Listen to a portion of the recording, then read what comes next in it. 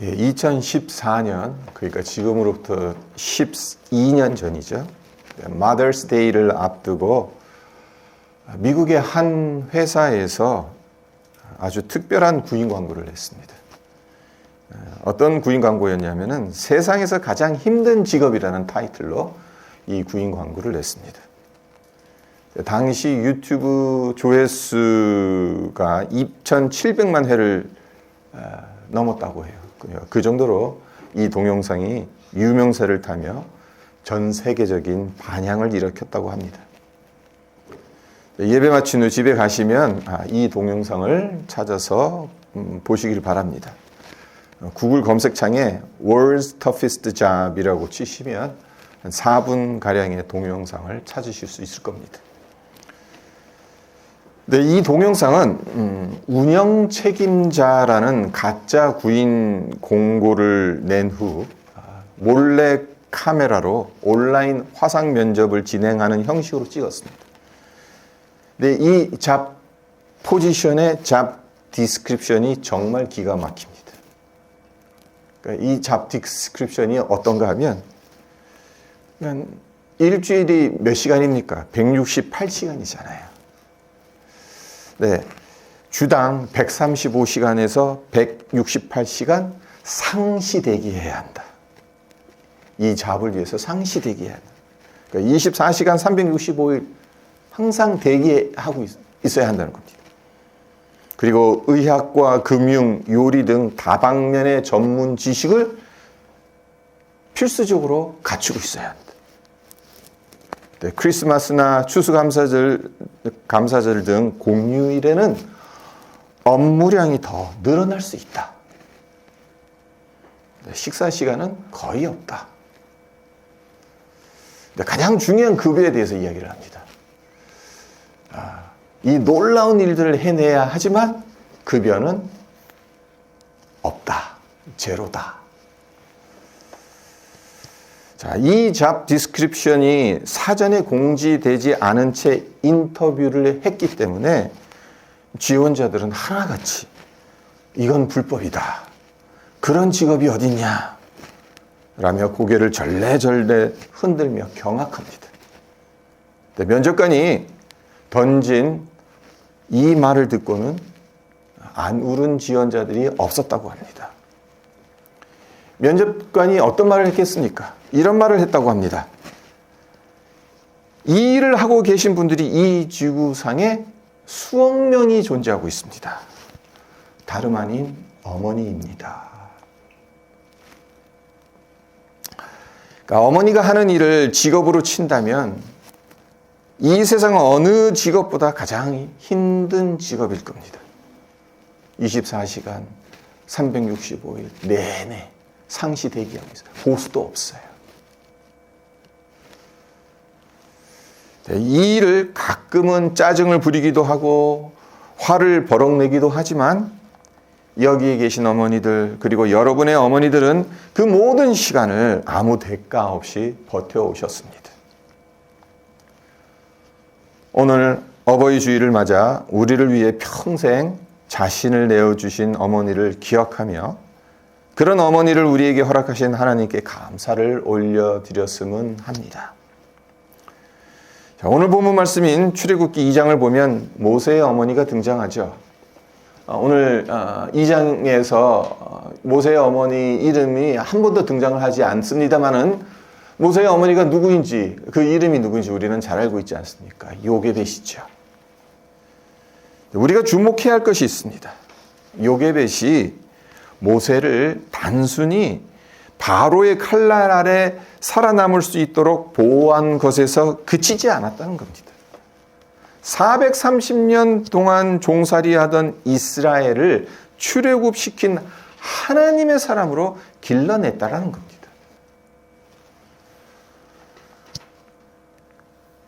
그러니까 요게벳이 어떻게 이런 중차대한 일을 감당할 수 있었는지, 믿음의 어머니란 과연 어떤 존재인지 오늘 본문 말씀을 통해서 세 가지로 살펴보도록 하겠습니다.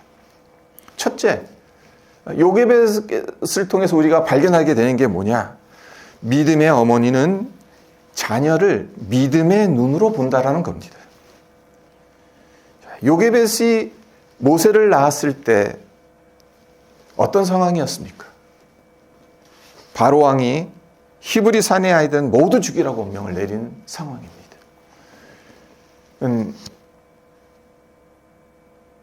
1장을 보시면 구체적으로 잘 나오죠. 히브리 여인들이 아무리 노역이 더 많아지는데도 아기를 숨풍숨풍 잘 낳는 거예요. 그래서 바로 왕이 히브리 산파들에게 명령을 하죠. 만약 산모가 아기를 낳았을 때 사내 아이에게는 그 자리에서 죽여버려라. 딸이면 그냥 내버려둬라. 근데 산파들이 그 말을 안 듣죠.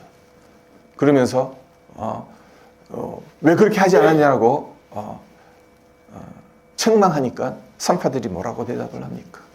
우리가 히브리 여인들은 애굽 여인들하고 다릅니다. 아주 건장해서 우리가 가기도 전에 벌써 다 낳았어요. 어떻게 다 낳았는데 제가 어떻게 합니까? 그런 식으로. 그래서 바로 왕이 이렇게 해서는 안 되겠다 해서 어떻게 합니까? 아예 사내 아기는 다 죽여버리라. 법으로 만들어버리죠. 그런 상황입니다. 그러니까 바로 왕의 이 명령대로 사내 아기를 죽이지 않는다면 어떻게 되겠습니까? 이 당시 바로 왕의 말은 국법보다 더 높은 겁니다.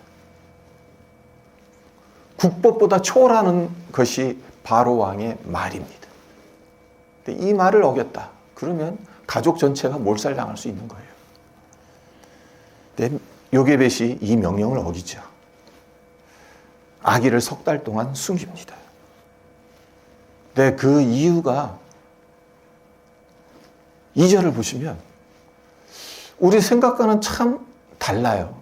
참 의외롭다라는 생각이 들어요. 자, 2절을 보세요. 그 여자가 임신하여 아들을 낳으니 그가 잘생긴 것을 보고 3달 동안 그를 숨겼으나. 자기가 낳은 아기를 3달 동안 숨긴 이유를 뭐라고 이야기하고 있습니까? 잘생겨서라고요. 이게 무슨 의미겠습니까? 단순히 외모가 뛰어났다는 말이겠습니까? 이게 다, 너무 잘생겼네. 도저히 죽이긴 너무 아깝네. 그런 뜻입니까? 그러면 외모가 그만 못생겼으면 요게벳이 죽였을까요? 그런 말이 아니잖아요. 잘생긴 것을 보았다라는 이 말은 믿음의 눈으로 이 아이를 향한 하나님의 목적과 계획을 봤다는 의미입니다. 이렇게 말할 수 있는 근거가 있습니다. 외모가 아닌 하나님의 선하신 뜻과 목적을 봤다. 그렇게 말할 수 있는 근거가 있다는 겁니다. 그 근거가 무엇인가 하면요. 잘생긴 것, 이것을 히브리어 원어로 보면 토브라고 합니다. 근데 이 단어가 성경에서 여기 말고 또 어디에 나오냐 하면 창세기 1장에 나옵니다. 창세기 1장에 어떤 사건이 일어나죠? 천지 창조 사건이 일어나죠. 하나님께서 6일에 걸쳐 매일 천지 만물을 창조하시고 난 후에 하신 말씀이 있죠. 보시기에 좋았더라. 마지막 날 6일째 사람을 창조하시고 나서는 어떻게 말씀하십니까? 심히 보시기에 심히 좋았더라. 그러니까 이제껏 5일 동안 만든 것들보다 6일째 사람을 만드시고 보면서 더 좋았다라는 뜻이죠. 빛을 창조하시고 물을 창조하시고 하늘을 창조하시고 땅을 창조하시고 각양각색의 동식물을 창조하시고 마지막으로 인간을 창조하셨을 때 하나님께서 하신 말씀 보시기에 좋았더라. 이게 히브리어로 토브입니다. 그러니까 토브라는 단어에 담긴 의미를 이제 파악하실 수 있겠죠. 토브라는 단어는 단순히 보기 좋다란 외형적으로 보기 좋다는 의미가 아닌 겁니다. 천지 창조에선 토브가 하나님께서 당신의 선하신 목적과 계획 안에서 행하신 피조물들을 감상하며 하신 말씀이라면, 요게벳이 아들을 보며 내뱉은 말, 토브. 내 아들이 이렇게 잘생겼네. 토브. 이것은 그 안에 있는 하나님의 선하신 뜻과 목적을 보았더라는 거예요. 네, 히브리서 11장 23절을 보면 이 점을 더욱 명확하게 우리가 찾아볼 수가 있습니다. 제가 읽어드립니다. 믿음으로 모세가 낳았을 때 그 부모가 아름다운 아이임을 보고 석 달 동안 숨겨 왕의 명령을 무서워하지 아니하였으며. 히브리서 기자는 출애굽 2장에 나오는 이 사건을 이렇게 해석합니다. 여기에서 중요한 단어가 무엇이겠습니까? 믿음으로. 그러니까 11장 전체가 믿음의 장이지 않습니까? 아브라함은 믿음으로 어쩌고 저쩌고 그런 식으로 계속 믿음의 사람들에 대해서 이야기를 하잖아요. 네, 모세의 부모 요게벳에 관련해서도 믿음과 관련해서 이야기를 하는데, 만일 요게벳이 단지 자기 자식이 예뻐 보였기 때문에 모세를 숨겼다면 히브리서 기자는 이것을 믿음으로라고 해석할 수가 없습니다. 왜 그렇습니까? 고슴도치도 제 새끼는 함함하다는 말이 있듯이 부모라면 모두 자기 자식은 다 예뻐 보이니까.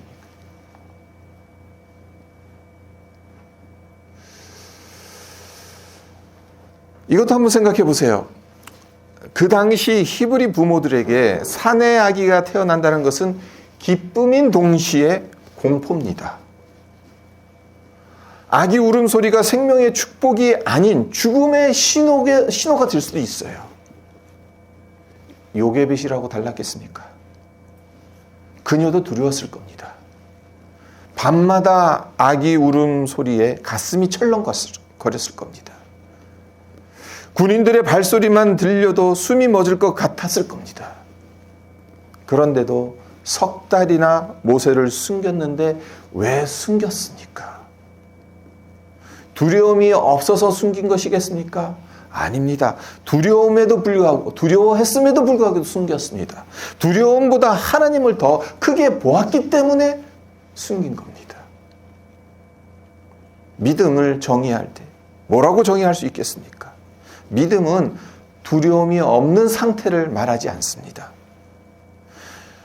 두려움 속에서도 하나님을 붙드는 겁니다. 오늘날 부모들 역시 마찬가지이죠. 세상은 점점 더 거칠어지고 있습니다. 신앙을 지키며 살아간다는 것이 점점 어려워지고 있습니다. 아이들이 접하는 문화, 가치관은 너무 빠르게 변합니다. 이런 현실 속에서 부모가 자식 걱정하는 것 너무나도 당연합니다. 우리 아이가 과연 믿음을 지킬 수는 있는가? 세상 풍파 속에서 넘어지지는 않을까? 앞으로 어떤 시대가 올까? 자식들 세대를 생각하면 머릿속이 그냥 먹구름입니다. 하지만 믿음의 어머니라면 환경보다 하나님의 계획을 먼저 보지 않겠습니까? 하나님께서 이 아이를 통해 무엇을 하기를 원하시는가를 묻지 않겠습니까? 자녀를 통해 역사하실 하나님의 은혜와 영광을 볼 것입니다. 요게벳에게서 우리가 찾아볼 수 있는 믿음의 어머니는 어떤 존재인가? 두 번째는 믿음으로 자녀를 보호하고 준비한다는 겁니다. 자, 시간이 흐르자 요게벳은 더 이상 아이를 숨겨둘 수가 없게 되죠. 아이의 울음소리가 점점 커져가니까 당연한 거죠. 그래서 요게벳이 어떻게 합니까? 자, 3절을 보겠습니다. 더 숨길 수 없게 되매 그를 위하여 갈대 상자를 가져다가 역청과 나무진을 칠하고 아기를 거기 담아 나일강 강가 갈대 사이에 두고. 자, 겉으로 보면 상황이 여의치 않으니까 자식을 밖에 내다버린 것처럼 보이죠. 이 아이 때문에 우리 집안이 다 쑥대밭이 될 수 있겠구나. 갖다 버려야겠다. 그렇게 생각이 들 수도 있죠. 하지만 요게벳이 정말로 모세를 내다버린 겁니까? 아닙니다. 왜 그런지 그 이유를 두 가지로 생각해 볼 수가 있습니다. 하나는 갈대 상자를 만들었다고 했어요. 근데 대충 만든 게 아니죠. 어떤 식으로 만들었습니까? 역청과 나무진을 칠했다고 하죠. 역청과 나무진을 왜 칠했겠습니까? 이걸 안 칠하면 갈대 상자, 이게 뭐 물이 그냥 계속 스며들 거 아닙니까? 그러면 그냥 아이가 물에 빠져서 익사할 수 있잖아요. 그러니까 물이 스며들지 않도록 역청과 진으로 그냥 꼼꼼히 사이사이를 다 밟고, 그리고 그 갈대 상자에 아이를 누인 거죠. 그리고 이것을 이 강가 갈대 곁에 두었다. 무슨 뜻입니까? 하나님, 제가 할 수 있는 최선은 여기까지입니다. 이후로는 하나님께서 책임지셔야 합니다. 그 뜻입니다. 하나님께서 이 아이의 생명을 책임지셔야 합니다.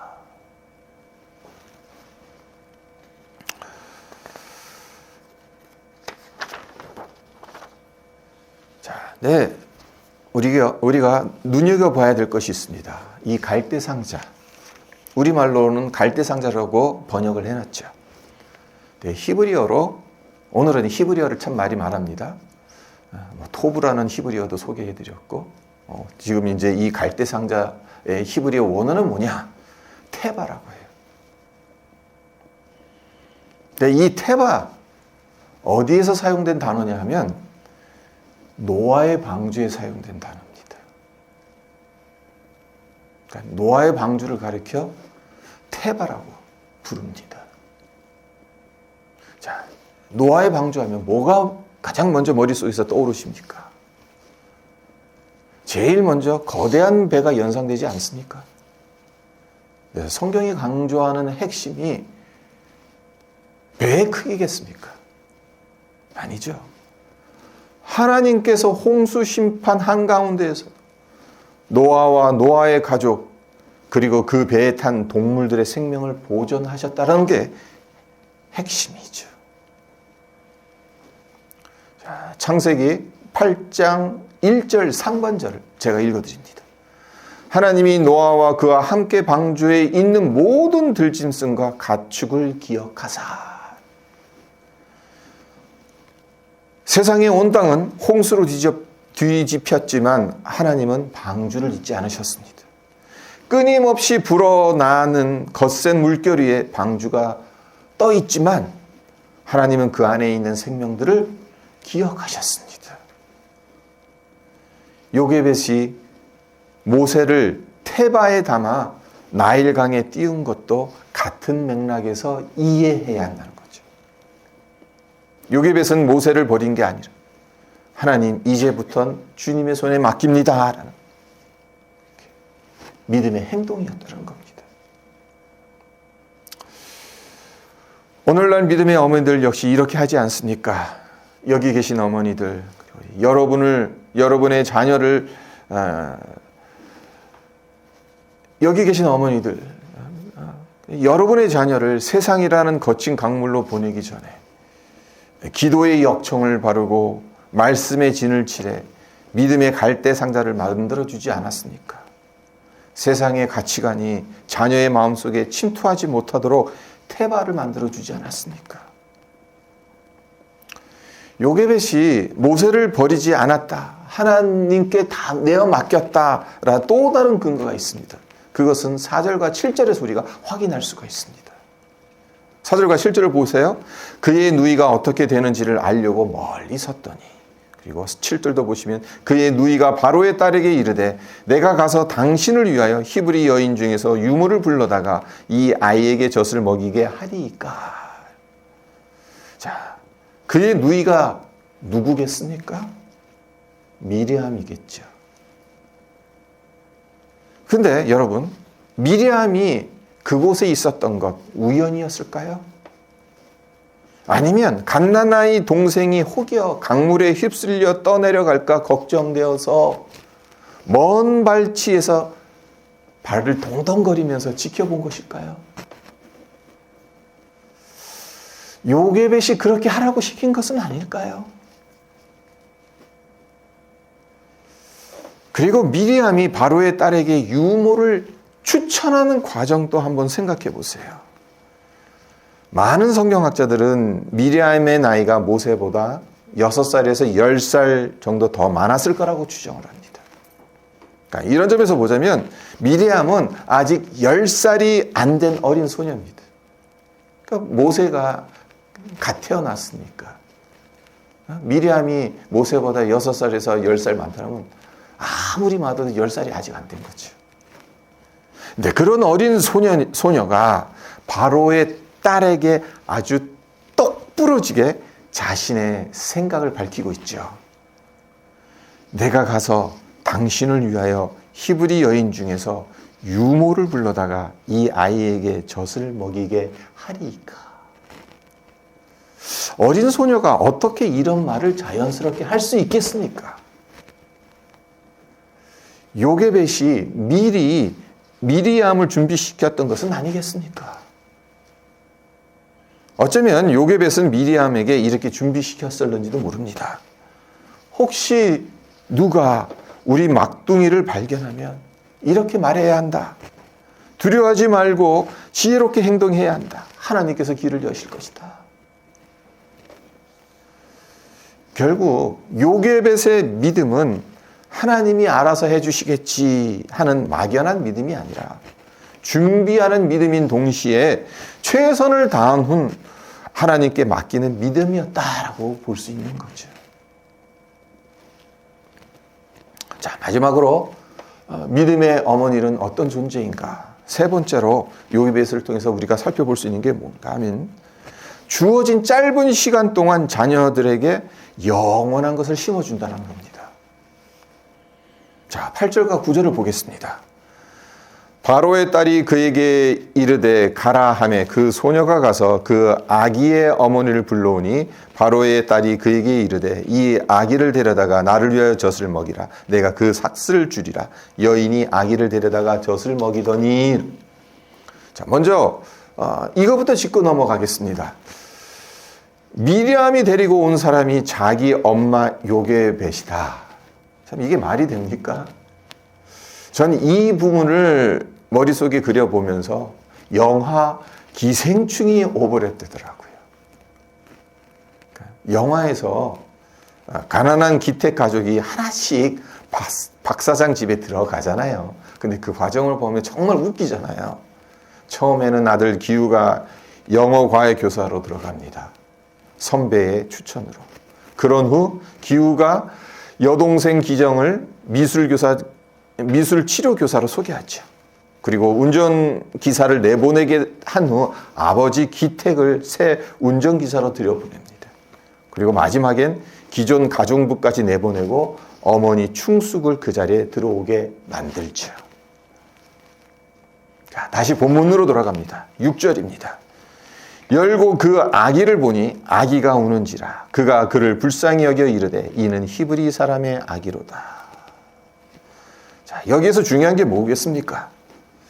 바로의 딸이 이 아기가 히브리 산의 아기라는 것을 알아봤다는 겁니다. 히브리 산의 아기 살려둘 수 없다는 것을 바로의 딸이 몰랐을 리 없을 겁니다. 그렇다면 히브리 산의 아기라는 것을 알았으면 어떻게 해야 됩니까? 종을 시켜서 죽여야 하잖아요. 장차 우리나라를 흔들 수도 있는 이 히브리 산의 자식들은 씨를 말려야 한다. 네, 그렇게 하지 않았습니다. 갈대 상자에 놓인 아기가 우는 것을 보고 불쌍히 여깁니다. 그러니까 아무리 원수라고 하더라도, 원수의 자식이라고 하더라도 내 눈에 불쌍하게 여겨지면 어떻게 됩니까? 죽이지 못합니다. 하나님께서 바로의 딸에게 이 측은지심의 마음을 넣어주신 거겠죠.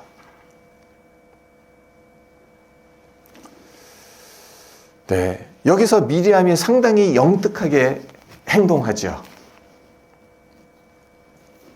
바로의 딸의 마음을 눈치챕니다. 그래서 재빨리 유모를 불러드릴까요? 선수를 치고 있습니다. 네, 그리고 데리고 온 유모가 자기 엄마였다는 것, 모세의 친엄마였다는 사실. 자, 애굽의 공주 입장으로 보면 히브리 사내 아기는 다 죽이라는 왕의 명령을 어기고 자기 돈까지 주면서 유모를 구하였는데 그 유모가 아이의 친엄마였다. 만약 나중에 알게 되었다면 얼마나 황당, 내가 속았구나. 그 생각이 들지 않겠습니까? 물론 기생충은 속임수와 인간의 욕망을 다룬 영화이고 모세가 바로의 딸에게 이방되는 과정은 하나님의 섭리를 보여주는 이야기이기 때문에 본질적으로 전혀 다른 이야기이기는 합니다만은 상황이 전개되는 방식을 보면 아이러니함이라는 공통 분모가 묘하게 겹쳐지죠. 그러니까 하나님은 이러한 아이러니, 우리 눈으로는 우연, 이런 걸 통해서 하나님의 섭리를 이뤄 가시는 거죠. 요셉은 하나님의 놀라운 섭리 안에서 바로의 딸에게 유모로 고용되고 자기 아들 모세에게 젖을 먹이며 키울 수 있게 됩니다. 네. 우리가 간과하지 말아야 되는 게 하나 있어요. 요셉이 모세를 키울 수 있는 시간, 그의 품에 안고 있는 시간이 얼마나 길었겠냐는 거예요.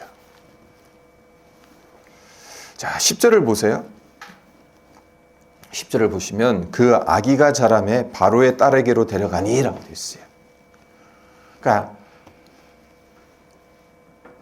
젖을 떼고 난 후 바로의 딸에게 갔다는 겁니다. 바로의 딸이 어디 있습니까? 궁궐에 있겠죠. 그러니까 젖을 떼고 난 후에 이제 궁궐로 내보내야 되는 겁니다. 근데 지금 100일도 안 됐죠? 모세가 석 달 동안 숨겼다가 지금 이 나일 강가에다가 갈대 상자에 누워서 그렇게 했으니까. 네. 유대인들은 보통 뭐 4살, 5살 때까지도 젖을 먹인다고 하는데 통상적으로 한 2년, 3년 젖을 먹였겠죠. 그러니까 요셉에게는 2년, 3년의 시간밖에 없는 겁니다. 네, 이 시간을 요셉이 어떻게 보냈을까? 성경엔 뭐 오늘 이 본문 말씀에는 그 어디에서도 찾아볼 수 없습니다만은 맥락상 출애굽의 그 맥락상에서 보면 알 수가 있죠. 추측할 수가 있죠. 이 짧은 시간 동안 요셉은 이 시간을 허비하지 않았다는 것. 모세가 젖을 먹고 곤히 잠들 때마다 기도했을 겁니다. 모세와 눈이 마주칠 때마다 너는 바로 딸에게 입양된 애굽인이 아닌 하나님의 백성인 히브리인이다 라고 남들은 듣지 못할 작은 목소리로 속삭였을 겁니다.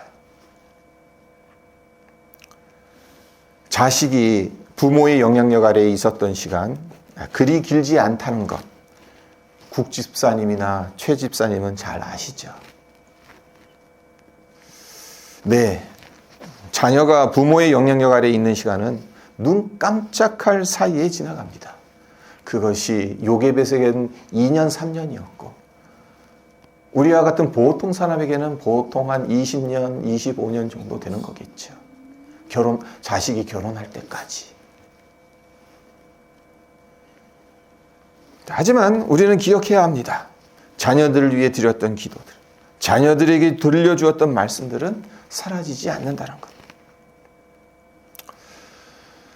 오늘 요게벳을 통해 믿음의 어머니란 어떤 존재인가를 세 가지로 살펴보았습니다만은 오늘 함께 나눈 말씀이 이미 자녀를 다 키우신 분들에겐 위로의 말씀으로, 그리고 지금 한창 자라고 있는 자녀를 두신 분들에겐 용기의 말씀으로, 그리고 이제 곧 가정을 꾸릴 예비 신랑에겐 지혜의 말씀으로 들려지기를 바랍니다.